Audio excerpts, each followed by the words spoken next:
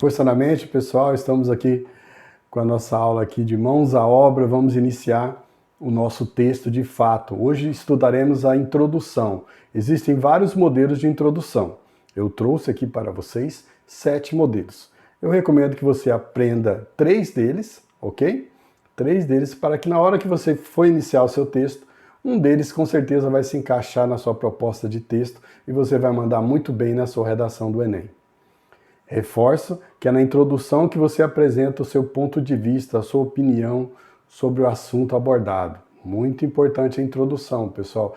Muita concentração aí.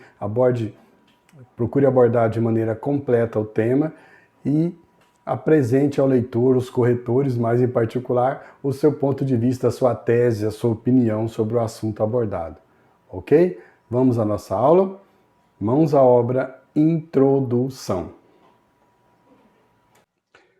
Salve, salve, pessoal! Mãos à obra. Agora nós iremos ver cada parte da redação, ok? E vou trazer para vocês alguns modelos de introdução, desenvolvimento e conclusão, ok?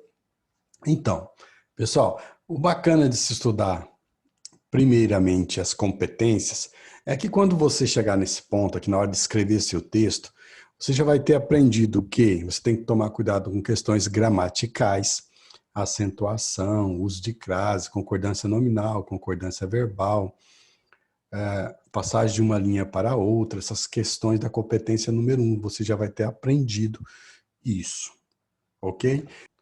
Na competência 2, que você tem que abordar as palavras-chave da frase temática, abordar o tema de maneira completa. Na competência 3, você lembra que você tem que planejar o seu texto, ordenar os argumentos ali, por ordem de importância, tudo com o intuito de convencer o leitor.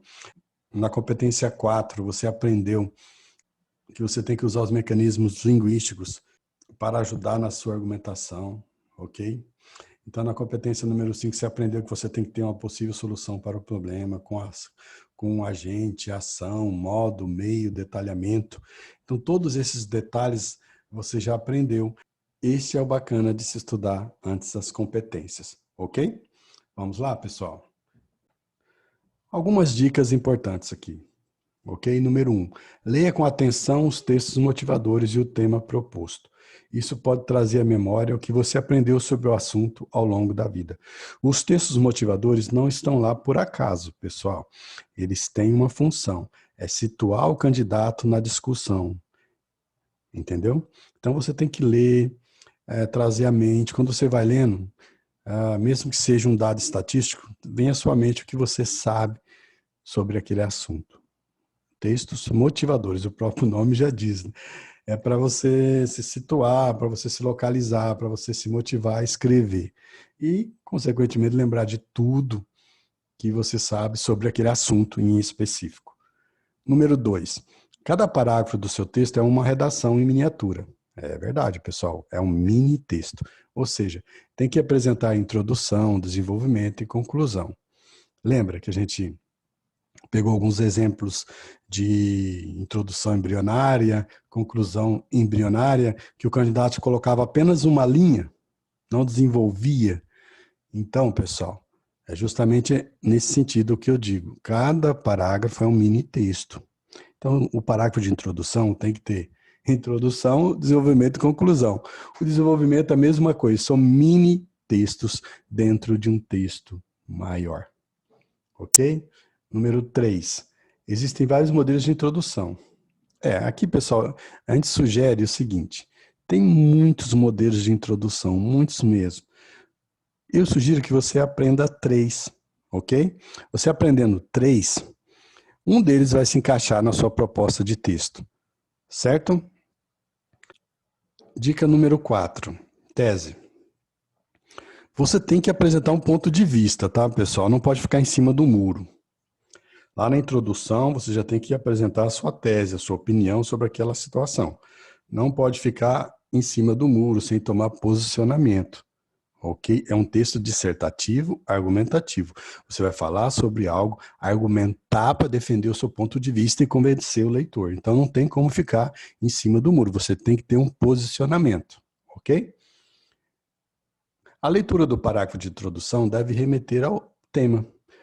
Desta forma, mesmo que eu não tenha explícito lá o tema, só de ler o parágrafo de introdução, eu vou saber qual que é o tema do meu texto, ok? Esse é o sinal de que a sua introdução está boa, está bacana. Você lendo o parágrafo de introdução, você já consegue identificar o tema da redação. Tranquilo? Tranquilo, né, pessoal? Vamos lá. Principais modelos de introdução. Vou trazer alguns modelos aqui para vocês. Primeiro, declaração. Inicia-se o texto declarando algo sobre o tema. Simples assim. Você faz uma declaração sobre o tema, positiva, negativa. Depende ali da sua abordagem. Por exemplo, do ano passado, o Enem, democratização do acesso ao cinema no Brasil. Olha só o que esse candidato fez. Ele começou o texto dele com uma declaração. A democratização do cinema no Brasil inexiste. Ele está declarando que não existe democratização do cinema no Brasil. Começou o texto dele com uma declaração. É válido? Sim, é válido, tá? Depois desenvolve, lógico, eu vou ler aqui para vocês. A democratização do cinema no Brasil inexiste, visto que centenas de municípios não possuem salas de cinema. Os ingressos são caros e não há políticas públicas que incentivem o acesso à cultura cinematográfica. Veja bem, mandou bem aqui, está desenvolvendo, começou com a declaração e está desenvolvendo a declaração, ok? Em decorrência disso, faz-se necessária a intervenção do Estado com o objetivo de desenvolver atividades que promovam a acessibilidade a esse recurso. Tranquilo, pessoal. Um modelo de introdução onde o candidato utilizou uma declaração. Ok? E já se posicionou, já defendeu aqui o ponto de vista, que não há políticas públicas, bacana. Primeiro modelo, declaração. Segundo, você pode fazer sua introdução, iniciar o seu texto com a introdução como um questionamento, com um ou mais questionamentos. Agora, o seguinte, pessoal, muito importante aqui, já vou falar antes de iniciar. Se você optar por esse tipo de introdução, no decorrer do texto você tem que responder aos questionamentos da introdução. Não pode deixar esse trabalho para o leitor, para o corretor. O seu texto tem que trazer as possíveis respostas no corpo do texto. Olha só o exemplo aqui, ó. Até quando nos depararemos com casos de alfabetização tardia de nossas crianças e os efeitos nocivos dessa situação serão ignorados pelas nossas autoridades educacionais? Está fazendo um questionamento, né, pessoal? Questionamento bem crítico mesmo, mas está fazendo um questionamento. A necessidade de uma política pública para tratar desse assunto urge em todo o território nacional, conclamando a nação para um enfrentamento assertivo para esse problema. Veja bem, ele iniciou o texto dele com uma pergunta, com um questionamento. Também um modelo válido. Ok, pessoal? 3. Apresentando comparações. Compara-se o tema com algo semelhante ou contrário ao que se discute. Por exemplo, olha o tema sugerido aqui. A importância da valorização dos professores dentro do processo educacional. Nesse modelo aqui, ele vai comparar o Japão com o Brasil. Ele vai comparar a valorização dos professores no Japão com a desvalorização dos professores no Brasil. Ok? Ele comparou o tema com algo semelhante. Olha só, o Japão, referência em desenvolvimento tecnológico, é um bom exemplo de que a educação de qualidade e com a valorização adequada dos professores geram bons frutos. De país assolado pela guerra, essa nação tornou-se uma potência mundial. Em contrapartida, no Brasil, a realidade tem sido bem distinta.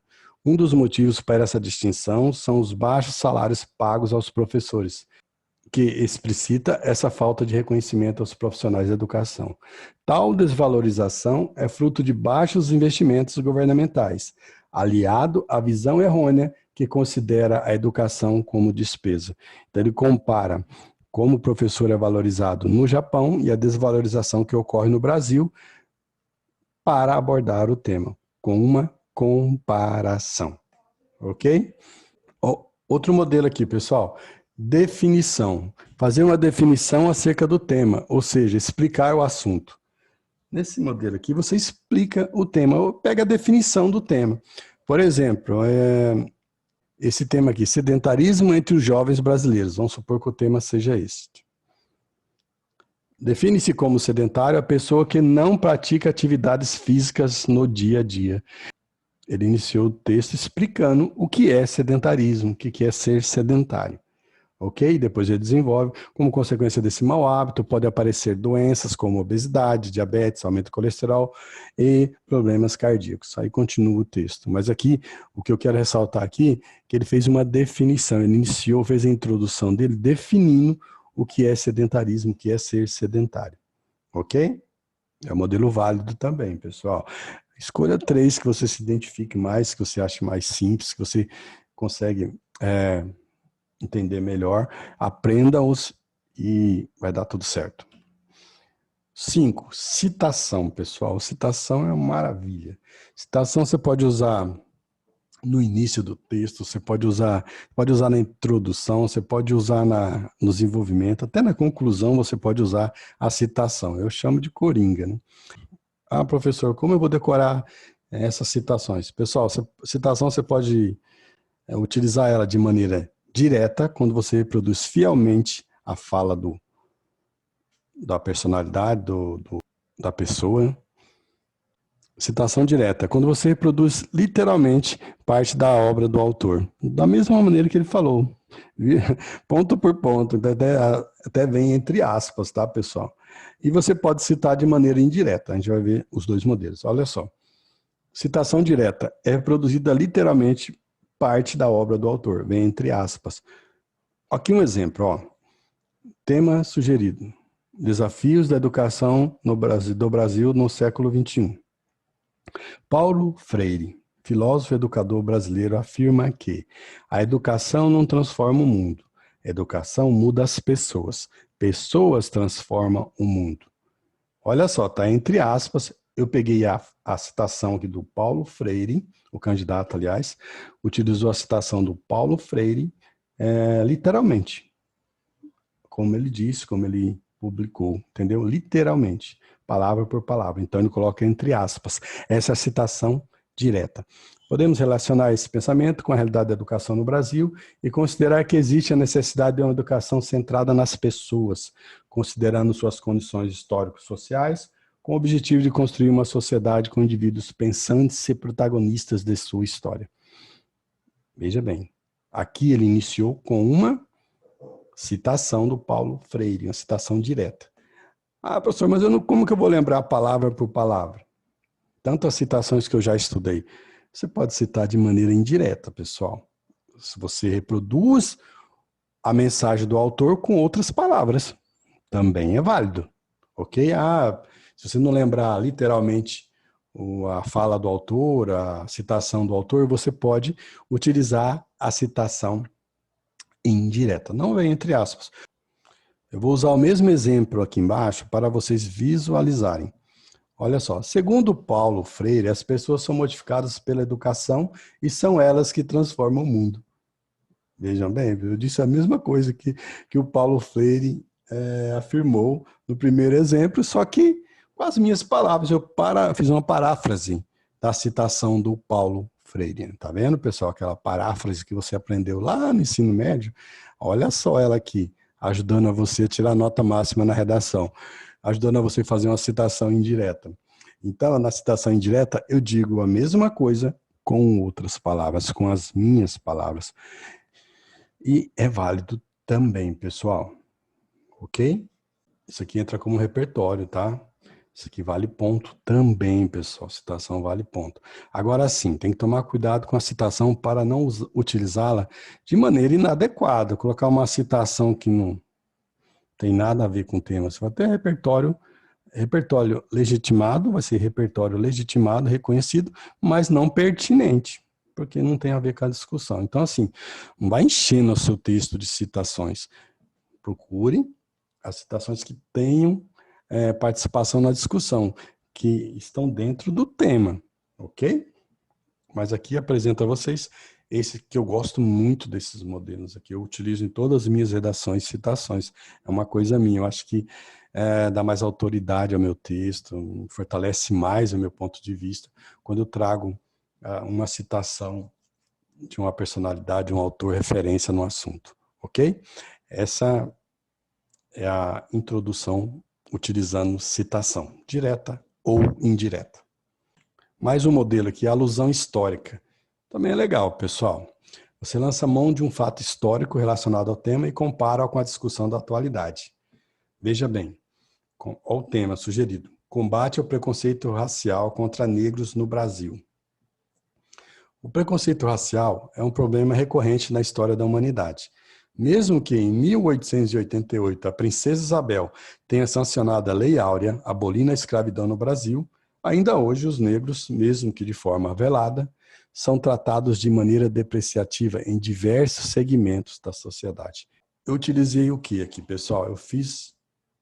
Lancei mão de um fato histórico, a Lei Áurea, certo? Que a princesa Isabel assinou em 1888, e relacionei com o tema. Bacana, pessoal. Vale muito ponto isso aqui também.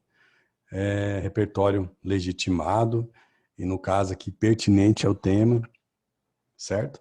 Então, assim, você iniciou o texto com o pé direito, porque você usou um repertório legitimado, né, que é fato histórico reconhecido, pertinente ao tema, que tem tudo a ver com preconceito contra os negros, né?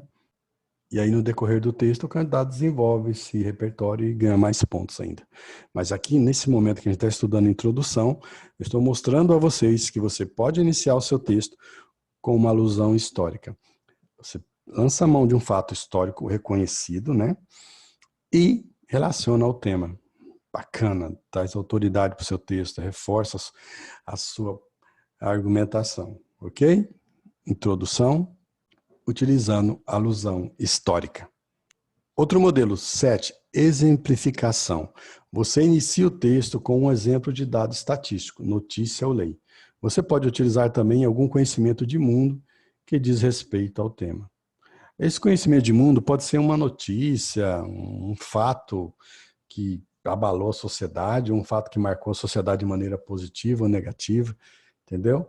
Algum conhecimento de mundo. Aqui entra o conhecimento de mundo. Alguma notícia, por exemplo, algum conhecimento de mundo de respeito a isso. Algo que abalou, algo que marcou, algo que envolveu a sociedade de maneira positiva ou negativa.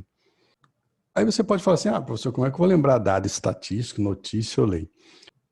Pessoal, você pode citar, não precisa ser literal, né? Não é que você vai ter que colocar aquela notícia que você leu no jornal palavra por palavra. Mas você pode fazer uma paráfrase dela, você pode citar essa notícia para dar sustentabilidade à sua tese, ok? Olha só, sedentarismo entre os jovens brasileiros é o tema sugerido. Segundo a Constituição Federal de 1988, em seu artigo 196, é dever do Estado garantir acesso à saúde, bem como é responsável pelas medidas públicas para zelar pelo bem-estar físico de todos os cidadãos brasileiros. Olha só, isso aqui é muito bacana, pessoal. Começou com uma lei, com um artigo da Constituição. Lá na Constituição tem a seção de direitos e garantias fundamentais.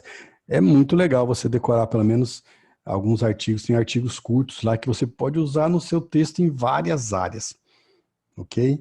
Tem artigos que falam do direito à educação, tem artigos que falam, como o caso aqui da saúde, lazer. Então você pode utilizar a CF, né, Constituição Federal, alguns artigos ali, direitos e garantias fundamentais, que se encaixam em vários temas. Então é importante dar uma lida lá, pessoal, tá bom? Vamos lá, continuar. Dessa forma, podemos considerar que o governo precisa atentar para o sedentarismo entre os jovens, como uma questão de saúde pública. Olha a tese. O governo tem que tratar o sedentarismo como uma política, uma questão de saúde pública. Entendeu? Então, aqui ele utilizou uma lei, que está entre os direitos e garantias fundamentais ali do cidadão, da CF, da Constituição Federal, e defendeu que o governo tem que tratar o sedentarismo entre os jovens como uma questão de saúde pública. Então, ele utilizou uma lei, um exemplo, usou o exemplo da Constituição que garante que o governo é responsável pelo bem-estar, da saúde e lazer de todos os cidadãos brasileiros e jogou a responsabilidade para cima do governo, que é Realmente eu concordo com esse ponto de vista. Certo? Então aqui ele usou um exemplo. Como exemplo, ele usou um artigo da Constituição.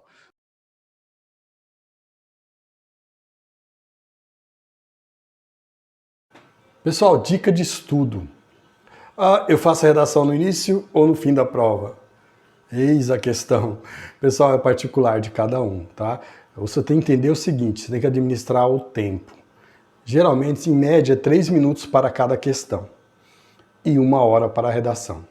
Então, assim, você tem que se enxergar nesse ambiente, você tem que se visualizar nessa situação de prova. Você tem que ter em mente o tempo que você gasta nas objetivas e o tempo que você gasta para fazer uma redação e administrar esse tempo. Eu, particularmente, prefiro fazer no início. Eu faço o rascunho da minha redação, vou para as questões objetivas, volto com tempo hábil, importantíssimo, com tempo hábil, volto para o meu rascunho, faço uma revisão geral e passo para a folha oficial.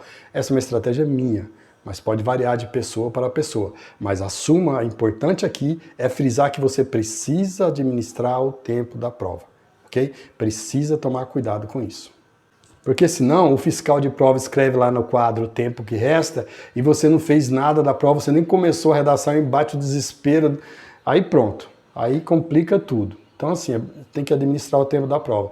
Existem na internet alguns testes simulados que tem tempo. Procure fazer pelo menos 1 ou 2 desses testes que tem tempo e você analisa quanto tempo você gastou em cada questão. Vai administrando isso aí e deixa um tempo legal para sua redação, ok? A dica de hoje é essa, administre o tempo, ok? Administre o tempo de prova. Se você vai fazer no final ou no início a redação, é a seu critério, é você e a prova. Mas o tempo é igual para todos, transcorre para todos de maneira igual, passa rápido. Então você tem que saber administrar o tempo de prova. Essa é a dica de hoje. Até a próxima aula. Então vai lá, a citação dessa aula aqui, para se manter motivado, é do Walt Disney. Todos os sonhos podem se tornar realidade, se tivermos a coragem de persegui-los. Beleza, pessoal? Linda essa frase, muito forte, pense a respeito. Você está perseguindo o seu sonho, a universidade, entrar na universidade pública ou particular, no curso que você sonha, que você almeja. Tá? Persiga os seus sonhos, ok? Até a próxima aula com desenvolvimento, força na mente, até mais.